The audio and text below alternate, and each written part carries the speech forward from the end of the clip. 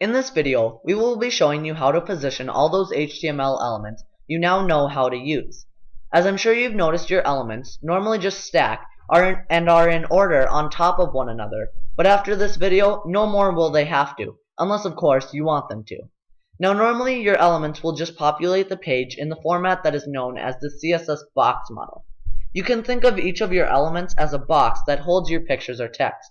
Now you may have noticed that with some of your coding, even though your text or picture may not have spanned the entire width of the page, you could not get two elements to be next to each other.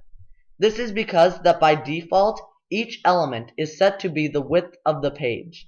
We can change this though with the display property. Now there are four values that go with this. Block, which will set the element to the entire width of the page and nothing will be allowed to be next to it. The next one is inline block, which will make the element a block box, but other elements will still be allowed to be next to it. Then there is the inline, which will make an element sit next to another element but not be formatted as a block. So as you can see here, they're not going to keep their dimensions or their size, but just the outline is going to be left, and they're all going to be smushed next to each other. The last value is none, which will make the element not even show up on the page. It'll disappear, as you can see. So now let's talk about some margins. Now if we change our margins, it will not only change how close the elements are to each other, but also how far the elements are from the edge of the page. Now what you can do is set a certain element's margin to auto, which will make the left and right sides equal, therefore making it centered on the page, as you can see. So you can specify individually which side has a certain amount by using margin dash top, and then your colon, and then your value, or your margin right, your margin bottom, or your margin left, as you can see.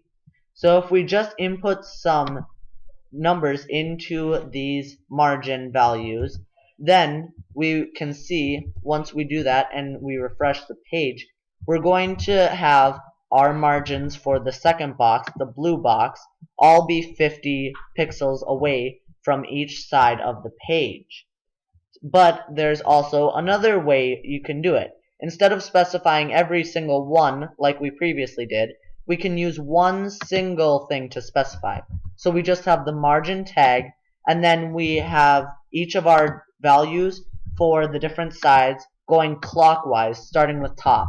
So your top is going to be 10 pixels, your right is going to be 20 pixels, your bottom is going to be 30, and your left is going to be 40, as you can see here. Now, let's start talking about floats.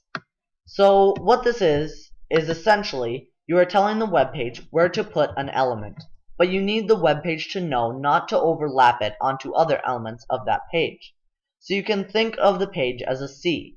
The elements are boats, and each has its designated dock in the bay, but they make sure and avoid crashing into each other.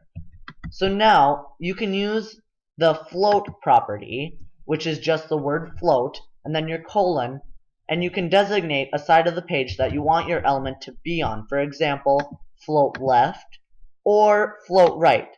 So the float left is going to designate it to the left side, and the float right is going to designate the green box to the right side of the page. And that is all. You are done learning how to do HTML and CSS. You can now make a pretty nice website.